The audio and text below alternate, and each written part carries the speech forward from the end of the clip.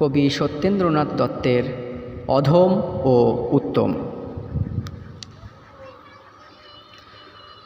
কুকুর আসিয়া এমন কামড় দিল পথিকের পায়, কামড়ের চোটে 20 দাঁত ফুটে 20 লেগে গেল তাই।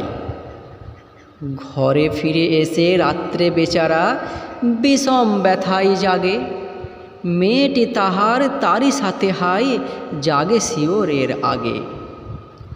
বাপের এসে বলে ভৎসনা ছলে কপালে রাখিয়া হাত, তুমি কেন বাবা ছেড়ে দিলে তারে, তোমার কি নেই দাঁত?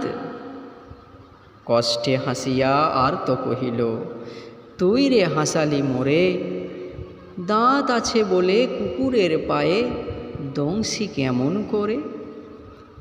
কুকুরের কাজ কুকুর করেছে, কামড় দিয়েছে পায়ে, তা বলে কুকুরে কামড়ানো কিরে মানুষের শোভা পায়?